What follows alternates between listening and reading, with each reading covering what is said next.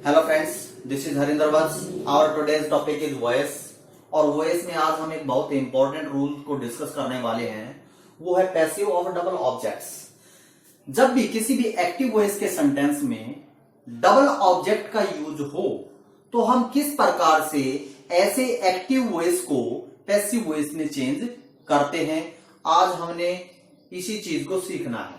देखिए, ऐसे जो सेंटेंस का जो स्ट्रक्चर होता है वो क्या होता है, सब्जेक्ट होगा, वर्ब होगी, अकॉर्डिंग टू टेंस ये वेरी करेगा, हेल्पिंग वर्ब भी यूज हो सकती है, वर्ब की फर्स्ट सेकंड थर्ड फॉर्म भी यूज हो सकती है, प्लस इनडायरेक्ट ऑब्जेक्ट होता है, प्लस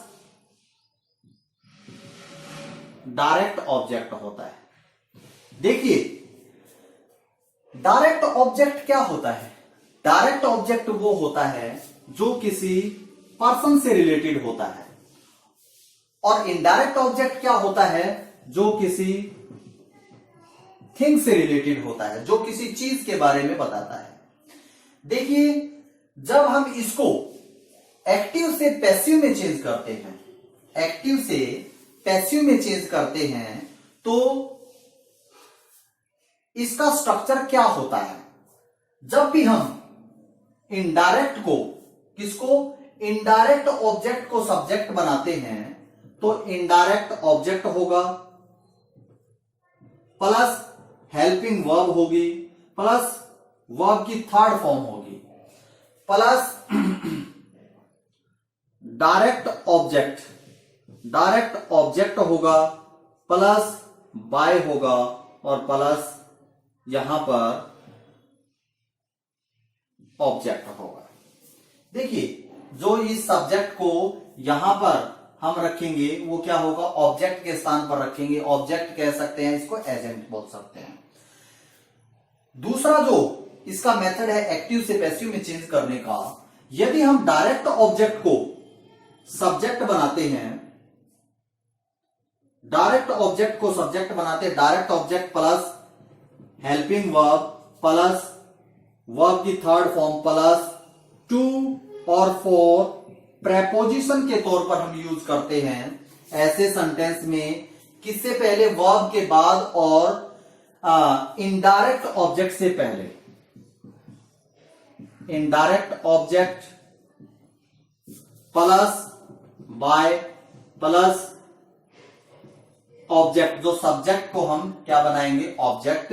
तो इस प्रकार से ऐसे सेंटेंस को चेंज करने का एक्टिव से पैसिव में दो मेथड्स होते हैं, जो कि अलग अलग हमने बताए, चेंज होगा। देखिए, किसी भी सेंटेंस के मीनिंग को स्पष्ट करने के लिए उसमें डायरेक्ट ऑब्जेक्ट का होना बहुत ही जरूरी होता है, उसके बगैर उसका अर्थ स्पष्ट नहीं हो पाता। देखिए, एग्जांपल के थ्रू मैं आपको बताने की कोशिश करूंगा। He gave a pen, he gave me, he gave me a pen. देखिए, he gave me a pen, he subject, verb, a pen कैसा ऑब्जेक्ट है, डायरेक्ट ऑब्जेक्ट है जो किसी चीज के बारे में बताता है। तो ऐसे सेंटेंस का मीनिंग क्लियर हो रहा है। ही गेव अ पेन, उसने एक पेन दिया।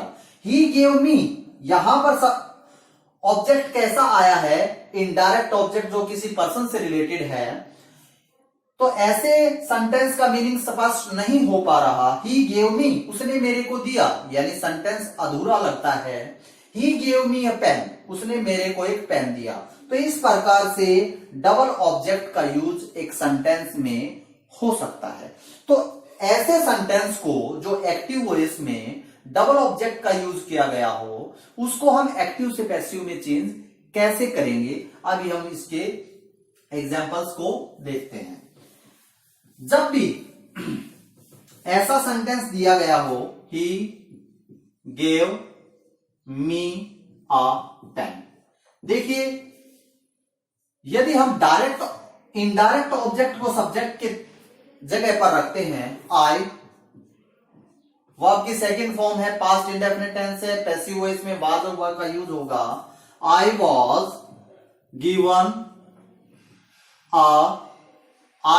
given और उसके बाद दूसरा object a pen bye he का ऑब्जेक्टिव केस क्या होगा? Him.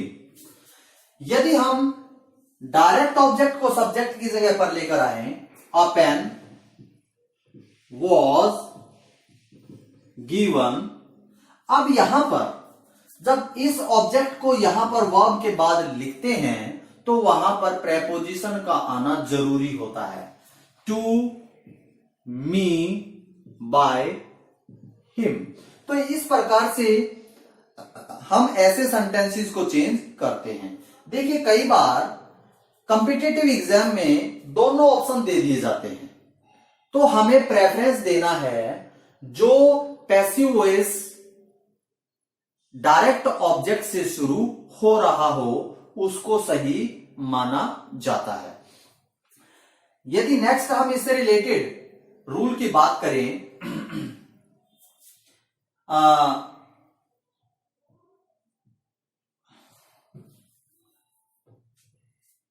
he does not teach us English।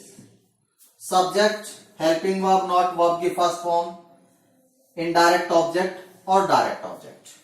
देखिए हम इनडायरेक्ट ऑब्जेक्ट को सब्जेक्ट बनाते हैं, we are not taught English by he का ऑब्जेक्टिव केस क्या होगा?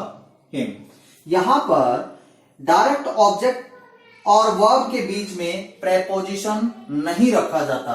यदि हम दूसरे तरीके से यदि डायरेक्ट ऑब्जेक्ट को सब्जेक्ट बनाते हैं, इंग्लिश इज, देखिए यहां पर आर का यूज हो रहा है, यहां पर इज का यूज होगा क्योंकि सब्जेक्ट वेरी कर रहा है। English is not taught to us. अब यहां पर किसका यूज होगा? मेन वर्ब और जो इनडायरेक्ट जो ऑब्जेक्ट है उसके बीच में प्रेपोजिशन का यूज होगा बाय हिम। तो इस प्रकार से डबल ऑब्जेक्ट वाले सेंटेंसेस को एक्टिव से पैसिव में चेंज किया जाता है। उम्मीद करता हूं आपको अच्छे से समझ में आया होगा। यदि कोई भी कमी लगती है तो कमेंट बॉक्स में जरूर डालना। Thank you, bye.